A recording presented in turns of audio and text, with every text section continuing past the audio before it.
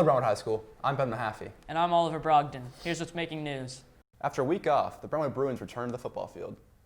Last Friday's region game against Dixon County was postponed because the Cougars were hit hard by COVID-19 and could only suit up about 20 players.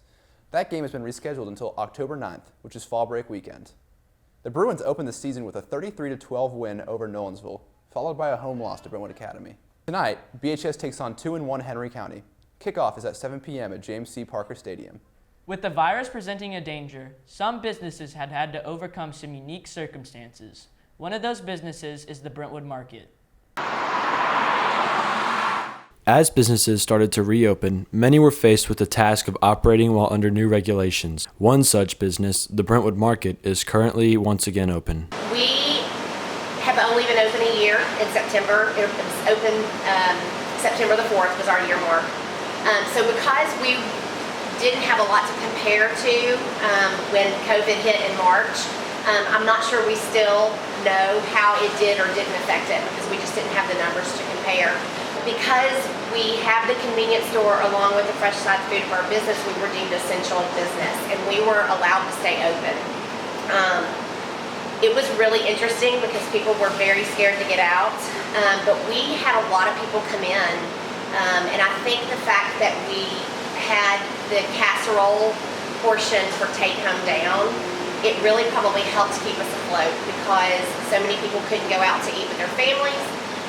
They couldn't go sit down in a restaurant. They were tired of going through the drive-through. And so what we were able to provide for them was a home-cooked meal where they could eat out without eating out. With new regulations in place, many shops had to adapt to new rules and new challenges. So we obviously took on wearing masks. That was something that was really just hard on our employees because we had to wear them around the clock, and we actually still do. Even though the mandate's gone, we just want people to feel comfortable because we're preparing food. And everyone comes at this virus from a different aspect. Some people are really scared of it, some people are not scared of it. But for us at the Brentwood Market, it's really about making sure that all of our customers are comfortable. That they know that if they're coming to the market to get food, that it's going to be prepared in a safe manner. And if people wearing a mask makes people more comfortable in terms of the spread of the germs, then obviously that is important to us as a business. So it's things that all restaurants know, but sometimes you just, in a pandemic like this, obviously you want to take extra lengths. So I think it was difficult to put all of those things into action really quickly. But at the same time, I think it's a fair expectation of any of our customers for them to have that of us, to know that they're going to get their food, good quality food, prepared in a safe manner. Brentwood has grown more relaxed with these regulations. Hopefully, businesses will remain open and operational in the future. Ethan Meadows, WBHS 9 News. Many businesses were closed for COVID, but now they're reopening. Rad Abdul-Rab takes us to the Franklin Farmers Market for that story. Every Saturday, the factory at Franklin hosts a farmers market for farmers to sell their products. The Franklin Farmers Market was started in the year 2000, and it was 8 farmers that came together to sell directly to consumers. And the Franklin community came out. It started with 8 farmers, and now we're up to over 100 vendors. Even before actions were put in place, the farmers market began to take actions to ensure safety. In early March, when COVID started happening, we went ahead and moved all of our vendors out of the center of the shed behind me. We used to have 2 rows of vendors in the shed, and the shed got really packed with customers. So in order to have social distancing occur for our farmers and our customers, we spread out into the parking lot, as you can see, and we have all of our vendors spread out so that we can have social distancing occur. We put tape on the ground to show customers where to stand. We have signage that reminds customers to social distance. And then we also ask our customers to wear masks, and we require our vendors to wear masks to protect themselves and the farmers. We restricted our hours between 12 and 1 to kind of discourage eating at lunch and hanging out. So we just really ask our customers to come in and buy locally from the farmers, but then don't hang out, don't make it an event, but come get your food and go home safely. The pandemic not only affected how the market was operated, but how successful it was as well. You know, COVID has actually increased our farmer sales. People really want to know where their food is coming from. And with the meat shortages that were happening at the beginning of COVID in the grocery stores, a lot of customers were coming out to buy from our meat farmers. Our farmers are doing really great with their produce and breads and cheeses and meat. So it's actually, COVID has been a good thing in some ways for our farmers' sales. As long as this pandemic lasts, the Franklin Farmers Market will keep everyone safe. Ryan Balrob, WBHS 9. Old saying goes, there's no such thing as free lunch, but in this case, there is. Williamson County Schools are providing free breakfast and lunch for all students. Meals are paid for by the U.S. Agriculture Department, which is extending its summer food service program. Free lunch does not include a la carte items like pizza, water, and snacks. It does include what's on its menu for that day, like the entree, a vegetable, a fruit, and a milk or juice. The Freedom Food program runs through the end of this semester. Coming up, we see if students prefer remote learning over regular school. And WCS launches a new app to help with bus stop confusion.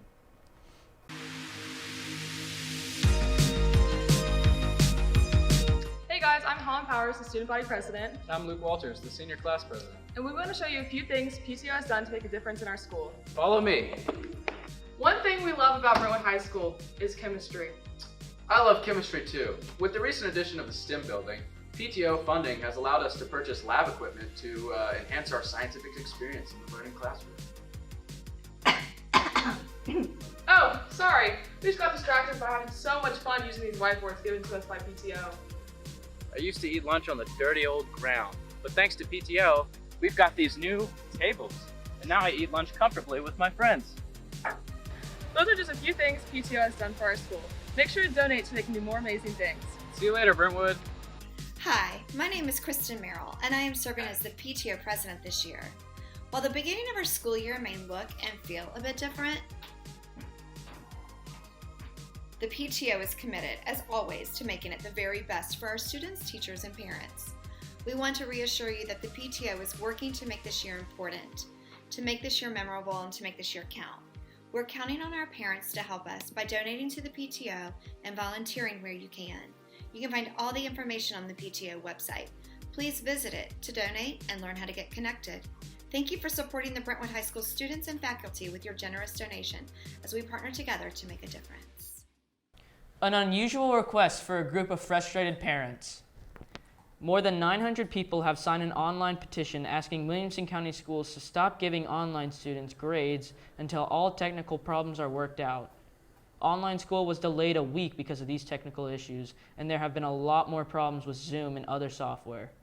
The petition is sponsored by Change.org. There's been a lot of debate on virtual versus in-person learning. Harrison McConnell with more. Williamson County Schools recently decided to go back to in-person learning. We asked students what they preferred. I like in-person school because I get to be with friends. I would choose in-person school because since it's my senior year, I don't want to miss out on my last year of high school, and I like to be with everybody and not on Zoom. For online, just because you can kind of work on your own schedule, and like you can just, when you're done with classes in like 15 minutes, you can go take a nap or whatever you have to do, rather than being at school and losing an hour. I prefer online because you're on your own schedule, and when you get done with the class, you can eat whenever you want, and you can kind of lay on your bed and just chill out. Brentwood High School has taken many safety precautions, including mandatory masks, putting signs on the floor and the walls, and mandatory temperature checks when you arrive at school. It seems like Brentwood is pretty split on how they prefer to take classes this year. We'll see how the rest of the year turns out. Harrison McConnell, WBHS 9 News. No more confusion over your child's bus stop. WCS has just launched its newest app called Stop Finder. It allows parents to see exactly where their child's bus stop is and receive messages from the WCS Transportation Department. The app will be updated later this fall to include the ability to let you track the bus on a map. Go to the Transportation Department's website to register. Thank you for joining us. I'm Oliver Brogdon. And I'm Ben Mahaffey. See you next time on WBHS 9 News.